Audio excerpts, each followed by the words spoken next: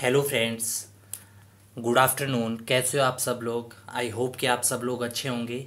जैसा कि आपने आज का टाइटल देखा होगा, आज का जो हमारा टाइटल है वो है वार्तालाप। बेसिकली आज मैं आपसे वन साइडेड वार्तालाप करने जा रहा हूँ। आपको इसके बारे में जो भी आपकी सजेशंस, जो भी आपके रिव्यूज़ हैं, प्लीज़ वो हमें कमेंट करके ज़रूर बताइएगा।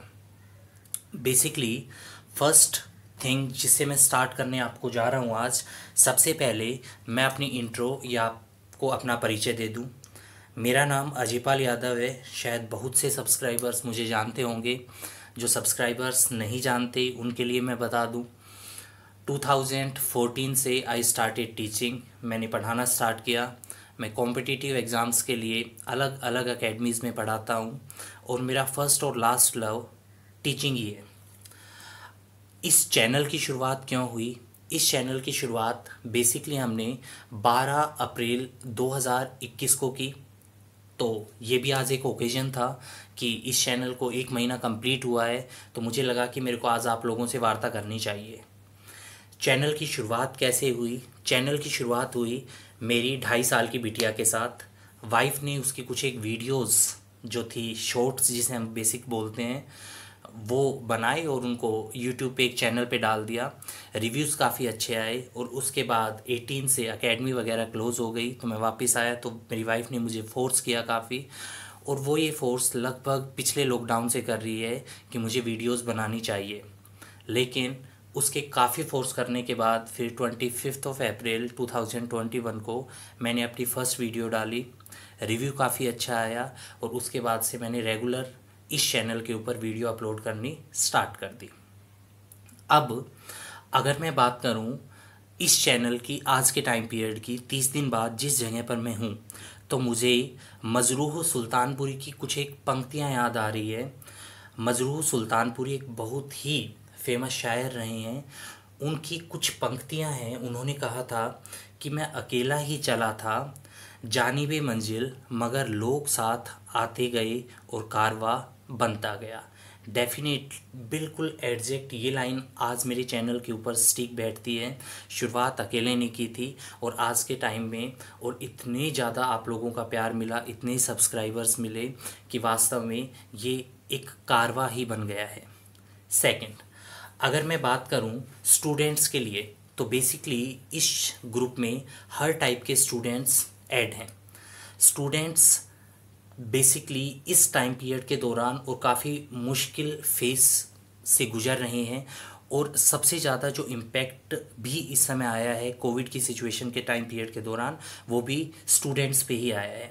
काफ़ी बच्चों के फ़ोन आते हैं, काफ़ी बच्चे डिमोटिवेट भी होते हैं, उन्हें लगता है कि एग्ज़ाम्स नहीं होंगे। इसके अलावा काफ़ी ऐसे भी बच्चे हैं जो स्कूल गोइंग स्टूडेंट्स हैं जो चैनल से जुड़े हुए हैं। तो उन सब के लिए अप्रोप्रिएट मैं आज के सेशंस की शुरुआत कर रहा हूँ। फर्स्ट, अगर जहाँ तक कोविड की बात करूँ तो मुझे अमिताभ बच्चन की एक पोएम याद आ रही है। बच्चन साहब ने 2020 में एक पोएम लिखी थी। उन्होंने लिखा था कि मुश्किल बहुत है, मुश्किल बहुत है, मगर वक्त ही तो है, गुजर जाएगा। मुश्किल बहुत है मगर वक्त ही तो है, गुजर जाएगा। और जिंदा रहने का ये जज्बा फिर उभर कर आएगा, वक्त ही तो है, गुजर जाएगा। तो बिल्कुल सही कहा उन्होंने, ये वक्त ही तो है, ये गुजर जाएगा। अब स्टूडेंट्स के लिए या अपने सब्सक्राइबर्स के लिए मैं कुछ एक चीज़ें आपको बता दूं। फर्स्ट ऑफ ऑल, दो चीज़ें बहुत ही इम्पोर्टेंट है जो आपके अंदर होनी चाहिए। फर्स्ट, सबसे इम्पोर्टेंट चीज़ है वो है आपका एटीट्यूड। देखिएगा, जहाँ तक मैं एटीट्यूड की बात करता हूँ तो आपके अंदर पॉजिटिव एटीट्यूड होना बहुत ही ज़्यादा ज़रूरी है। ऑक्सफोर्ड यूनिवर्सिटी की एक स्टडी बताती है कि कोई भी व्यक्ति जिसे जॉब मिला हो या जिसका अपने जॉब में अच्छी पोस्ट के ऊपर प्रमोशन हुआ हो या लाइफ में उसने कुछ भी बेहतरीन अचीव किया हो, उसकी इस सफलता में 15% योगदान होता है उसकी उस स्पेसिफिक सब्जेक्ट की नॉलेज का। बेसिकली उसे उस सब्जेक्ट की नॉलेज थी जिसकी वजह से उसने उस जॉब को हासिल किया या जिसकी वजह से उसे प्रमोशन हुआ। लेकिन 85% वो उस चीज़ को अचीव अपने एटीट्यूड की वजह से करता है। बहुत ही सोचने लायक बात है कि एक एटीट्यूड जिसका कंट्रीब्यूशन हमारी सफलता में 85% तक होता है, वो चीज़ किसी भी स्कूल, कॉलेज या यूनिवर्सिटी में हमको पढ़ाई या सिखाई नहीं जाती। तो बेसिकली मैं बात करूँगा एटीट्यूड की। अगर मैं एटीट्यूड की बात करूँ तो पॉजिटिव एटीट्यूड होना बहुत ही ज़्यादा ज़रूरी है। मैं आपको कुछ एक एग्जांपल्स दूंगा जिससे आपको पता लगेगा। फर्स्ट मैं आपको एग्जांपल देता हूँ एक बैलून सेलर का, एक गुब्बारे बेचने वाले व्यक्ति का। एक शहर था, शहर के पास एक बड़ा सा पार्क था और पार्क में एक बैलून सेलर था। वो हर शाम को गुब्बारे बेचने के लिए आता था। कंपटीशन ज़्यादा हुआ, धीरे धीरे उसे लगा कि उसे कुछ नई चीज़ करनी चाहिए क्योंकि उसकी सेल काफ़ी कम हो गई। उसने अपने बैलून्स में हीलियम गैस भर के बेचना शुरू कर दिया। अब हीलियम गैस जैसे ही वो उसमें डालता तो गुब्बारे काफ़ी लाइट हो जाते थे और अगर वो उन गुब्बारों को छोड़ता तो वो हवा में काफ़ी ऊपर चले जाते थे। वो पार्क के पास आकर के एक गुब्बारे को छोड़ता, आसपास के बच्चे उसे देखते और धीरे धीरे उसकी सेल बढ़ गई। एक दिन एक छोटा बच्चा उसके पास आता है और वो छोटा बच्चा उससे आकर कहता है कि अंकल मेरे को एक बैलून चाहिए। अंकल उससे कलर पूछते हैं तो उससे कुछ समय पहले अंकल ने एक ब्लू कलर के बैलून को हवा में उड़ाया था। तो वो बच्चा पूछता है कि अंकल मेरे को वाइट कलर का बैलून चाहिए, लेकिन क्या वाइट कलर का जो बैलून है ये भी हवा में उसी तरीके से उड़ेगा जैसे ब्लू कलर का बैलून उड़ा? एक बच्चे के अंदर क्यूरोसिटी थी, जिज्ञासा थी। उसने पूछा, उसे लगा कि शायद ब्लू कलर के बैलून ही हवा में उड़ते होंगे। अंकल ने कुछ समय सोचने के बाद कहा बैलून सेलर ने कि बेटा ये बैलून का कलर नहीं है जो इसे ऊपर हवा में लेके जाता है, ये वो चीज़ है जो इसके अंदर है और वो चीज़ हर बैलून के अंदर है, इसीलिए हर बैलून हवा में जाएगा। तो बेसिकली कहने का मतलब ये है कि अगर आप सफलता को अचीव करना चाहते हो तो जो पोटेंशियल होनी चाहिए वो आप हर किसी के अंदर है, बशर्ते आप उस पोटेंशियल को पहचान नहीं सकते। तो किसी स्टूडेंट का कॉल आए और वो मेरे से ये कहे कि सर वो अच्छा परफॉर्म कर रहा है, मैं नहीं कर पाऊँगा या नहीं कर पाऊँगी, तो ये बिल्कुल गलत है। पोटेंशियल हर किसी के अंदर है। आप सब बैलून हवा में जा सकते हो, बशर्ते आपको अपनी कैपेबिलिटीज़ के बारे में पता होना चाहिए। सेकंड मैं आपको स्टोरी बताता हूँ जर्मन डिक्टेटर हिटलर की। ये तानाशाह रहे हैं हिटलर। एक बार क्या होता है कि हिटलर अपनी आर्मी के साथ जा रहे थे और हिटलर्स की आर्मी के बारे में उसके विरोधियों को पता लग जाता है, वो उसकी पूरी की पूरी आर्मी को घेर लेते हैं। जैसे ही they were surrounded by the armies all side, वो इनेमीज आ जाते हैं उसके चारों तरफ। तो उसके सैनिक कहते हैं कि सर अब हमारे पास कोई और ऑप्शन नहीं है क्योंकि हम चारों तरफ से और इनसे घिर चुके हैं दुश्मनों से। हिटलर कहता है कि ये तो बहुत अच्छा है, that's great, we can attack in any direction. हम घिर गए हैं चारों तरफ, ये तो बहुत अच्छी बात है, अब तो किसी भी डायरेक्शन में मार दो, इनके लगेगी ही लगेगी। तो ये पॉजिटिव एटीट्यूड है। जैसे एक छोटे बच्चे, डेविड की कहानी बहुत ज़्यादा फेमस कहानी है जो आपकी सुनाई जाती है आपके यूरोप के देशों में। डेविड एक बार अपने कज़न के घर जाता है। उसके कज़न के घर में एक बहुत बड़ा गांव में और एक बहुत बड़ा उस समय दैत्य या राक्षस था। हर कोई उससे परेशान था लेकिन कोई भी उसके सामने जाने की कोशिश नहीं करता था। डेविड अपने कज़न से कहता है कि क्यों ना हम चल करके उसका सामना करें, और उसका कज़न कहता है कि नहीं, एक्चुअली राक्षस का साइज़ बहुत ही क्या है, बड़ा, और हम उसे मार नहीं सकते।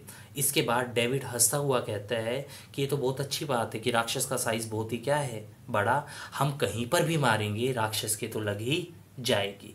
तो बेसिकली ये उसका पॉजिटिव एटीट्यूड था। आपने सुना होगा एक स्टोरी के बारे में जिसमें बात करते हैं हम ग्लास फुल हाफ की। बेसिकली एक ग्लास था जो कि पानी से भरा हुआ था, वो हाफ पानी से भरा हुआ था और वो हाफ पानी से खाली था। टीचर अपने एक स्टूडेंट से पूछता है कि इस ग्लास को देख करके आपको क्या लगता है? तो एक स्टूडेंट कहता है कि सर ये ग्लास आधा भरा हुआ है, ये ग्लास आधा भरा हुआ है। टीचर पूछते हैं इसके अलावा और कुछ? तो बच्चा कुछ नहीं कहता। दूसरे स्टूडेंट से जब टीचर यही चीज़ पूछता है तो दूसरा स्टूडेंट कहता है कि सर ग्लास आधा खाली है। देखिएगा, ये खाली नज़रिया है।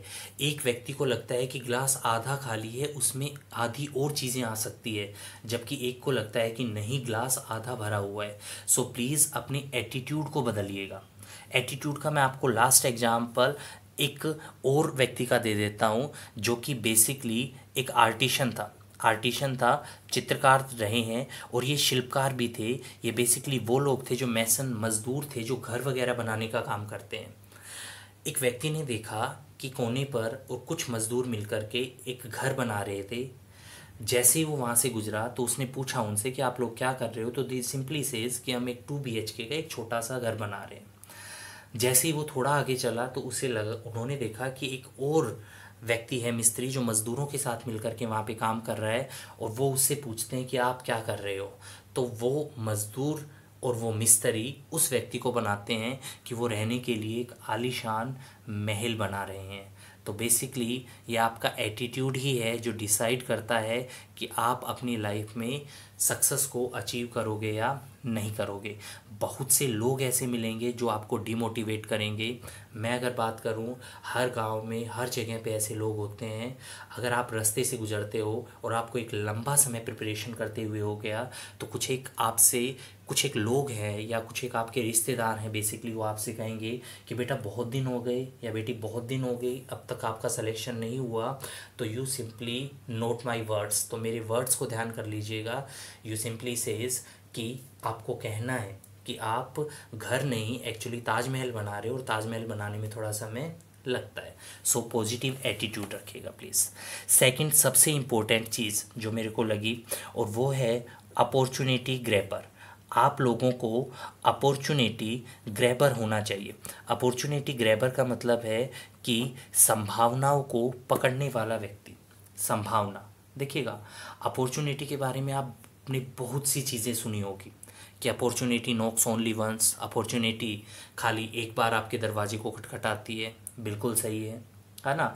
लेकिन कई बच्चे कहेंगे कि नहीं, अपॉर्चुनिटी तो दूसरी बार भी आती है, तो बिल्कुल सही है। लेकिन दूसरी बार जो अपॉर्चुनिटी आएगी वो अपॉर्चुनिटी नहीं होगी जो पहले आई है। वो उससे बेटर हो सकती है या उससे ख़राब हो सकती है, लेकिन वो नहीं होगी जो उस समय थी। अपॉर्चुनिटी जब हमारे पास आती है तब हमको उसके बारे में पता नहीं होता, लेकिन जब वो हमारे हाथ से निकल रही होती है तब हमें रियलाइज़ होता है कि काश हम थोड़ा एफर्ट्स या थोड़ी मेहनत और करते। तो बेसिकली अपॉर्चुनिटी जब हमारे हाथों से जाती है तब हम उसे पकड़ने की कोशिश करते हैं, लेकिन नोट माय वर्ड्स, अपॉर्चुनिटी जो होती है वो पीछे से बिल्कुल गंजी होती है, उसके पीछे बाल नहीं होते। तो अपॉर्चुनिटी को आप जाते समय कैच कर ही नहीं सकते। यही रीज़न है कि अपॉर्चुनिटीज़ बनिएगा। अगर आप लोगों के पास अपॉर्चुनिटी है, ये एक अपॉर्चुनिटी है, देखिएगा, आप आपदा में अवसर खोजने की कोशिश कीजिएगा। कोविड चल रहा है तो आपके पास अपॉर्चुनिटी है, आपको ऑनलाइन क्लासेस मिल रही है। अगर अगर आप ये सोचो कि मुझे इसके बाद या कोविड सिचुएशन ख़त्म होने के बाद मैं ऑफलाइन क्लासेस लूँगा या ये करूँगा, तो वो सब एक बेटर ऑप्शन है, लेकिन ये अपॉर्चुनिटी नहीं मिलेगी जो इस समय आपके पास है। मैं आपको अपॉर्चुनिटी के ऊपर एक छोटी सी कहानी सुनाता हूँ, और ये है आपकी एकर्स ऑफ डायमंड के बारे में। एकर्स ऑफ डायमंड, ये बेसिकली अफ्रीका की एक कहानी है। एक अफ्रीकन फार्मर की कहानी है, जिसके पास एक व्यक्ति पहुंचता है और वो व्यक्ति उसे कहता है कि अगर अगर वो उसे एक मुट्ठी हीरे ला करके दे दे, एक मुट्ठी हीरे ला करके दे दे, तो वो व्यक्ति अपने पूरे के पूरे देश को उस फार्मर के नाम कर देगा। और फार्मर जो कि सेटिस्फाई था, वो संतुष्ट था। लेकिन जैसे ही वो इसकी बात सुनता है, वो सोचता है कि क्यों ना वो उसे एक मुट्ठी और हीरे ला कर दे और वो एक देश का मालिक बन जाए। वो बेसिकली अपनी सभी संपत्ति को बेच करके और हीरों की खोज में चल जाता है। वो पूरा विश्व घूमता रहता है और घूमते घूमते उसकी मृत्यु हो जाती है, लेकिन कभी भी वो एक मुट्ठी डायमंड नहीं ले पाया। उसके फार्म को जिस व्यक्ति को उसने बेचा था, एक दिन वो व्यक्ति अपने खेत में पानी दे रहा था और उसने देखा कि उसके पैर के नीचे और एक पत्थर आया जो बहुत ही ज़्यादा चमकीला था। और जैसे ही उसने उस पत्थर को चेक करवाया लेबोरेटरीज़ में, तो उसे पता चला कि वो बहुत ही प्रीशियस स्टोन, वो एक बहुमूल्य धातु है और उस धातु का नाम है डायमंड। और खोजने पे पता लगा कि उसका पूरा जो खेत था उसके अंदर डायमंड्स ही डायमंड्स थे। तो बेसिकली आप अपॉर्चुनिटी आपके पैर के नीचे होती है, और जबकि आप उसे हर दूसरी जगह पर खोज रहे होते हैं और वो अपॉर्चुनिटी आपको कभी भी नहीं मिलती। तो बेसिकली कॉन्फिडेंस रखिएगा। और दूसरा, भगवान के भरोसे कभी भी मत बैठिएगा कि हो सकता है कि भगवान ने चाहा, भगवान ने नहीं चाहा। देखिएगा, God help those who help themselves. भगवान भी उसी की सहायता करता है जो खुद की सहायता करते हैं। या अगर मैं बात करूं अपॉर्चुनिटी के ऊपर, तो मेरे को अभी रिसेंट में एक माउंटेन मैन मूवी आई थी दशरथ मांझी की। नवाजुद्दीन सिद्दीकी ने उसमें दशरथ मांझी का रोल प्ले किया था। मेरे को कुछ एक लाइंस उस मूवी की याद आ गई। उस मूवी में कहता है, एक डायलॉग है कि आप भगवान के भरोसे मत बैठिएगा, आप भगवान के भरोसे मत बैठिएगा। हो सकता है कि भगवान आपके भरोसे बैठा हो। आप लोगों ने एक व्यक्ति और एक भगवान की कहानी सुनी होगी। अगर मैं बात करूं एक व्यक्ति की, तो एक व्यक्ति के गांव में एक बार बाढ़ आ जाती है। चूँकि वो व्यक्ति भगवान पर विश्वास बहुत ही ज़्यादा करता था, तो गांव के सब लोग जब गांव को खाली करके जा रहे थे तो सब उससे कहते हैं कि आप भी चलो। तो वो कहता है, नहीं, मुझे भगवान पे पूरा विश्वास है, भगवान मुझे बचा लेगा। फिर जैसे ही पानी और बढ़ता है तो वहाँ से एक गाड़ी क्रॉस करती है आर्मी की। तो आर्मी वाले लोग भी उससे कहते हैं कि आ जाओ, गाड़ी में बैठ जाओ, हम आपको यहाँ से ले चलते हैं। उसने कहा कि नहीं, मुझे भगवान पे विश्वास है, भगवान मुझे बचा लेगा। कुछ समय बाद पानी और बढ़ जाता है तो एक नाव आती है, बोट आती है। बोट वाला कहता है कि भाई आप आ जाओ, चलो। तो वो कहता है कि नहीं नहीं, मुझे भगवान पे भरोसा है, मेरा भगवान मुझे बचा लेगा। लास्ट में एक हेलीकॉप्टर आता है और हेलीकॉप्टर से भी वो उसको रेस्क्यू करने की कोशिश करते हैं, लेकिन फिर वो यही कहता है कि मुझे मेरे भगवान पे भरोसा है, मुझे मेरा भगवान बचा लेगा। पानी इतना बढ़ता है कि वो उस पानी में डूब के मर जाता है। लास्ट में वो मरने के बाद अपने भगवान के पास पहुंचता है और भगवान से जाकर के वो सबसे पहली चीज़ जो पूछता है वो ये पूछता है कि भगवान, मुझे तो आप में बहुत विश्वास था, फिर आपके होते हुए मेरी मृत्यु कैसे हुई। भगवान को हंसी आ जाती है और भगवान हंसता हुआ कहता है कि मूर्ख, जो गाड़ी आई थी, जो लोग आई थी, जो बोट आई थी, जो हेलीकॉप्टर आया था, वो तेरे पास किसने भेजा था। तो बेसिकली भगवान के ऊपर विश्वास रखिएगा, लेकिन भगवान उसी की हेल्प करता है जो आपकी खुद की हेल्प करते हैं। तो अपॉर्चुनिटी ग्रैबर बनिएगा प्लीज़। लास्ट में मैं आज अपने इस टॉपिक को कंक्लूड करूंगा हरिवंश राय बच्चन की एक पोएम से। हरिवंश राय बच्चन की एक बहुत ही इम्पोर्टेंट पोएम है और वो पोएम है कि लहरों से डरकर नौका पार नहीं होती, लहरों से डरकर नौका पार नहीं होती और कोशिश करने वालों की कभी हार नहीं होती। असफलता एक चुनौती है, इसे स्वीकार करो तुम। असफलता एक चुनौती है, इसे स्वीकार करो तुम। क्या कमी रह गई थी, क्या कमी रह गई थी, देखो और सुधार करो तुम। कुछ किए बिना जय जयकार नहीं होती, कुछ किए बिना जय जयकार नहीं होती और कोशिश करने वालों की कभी हार नहीं होती। Thank you.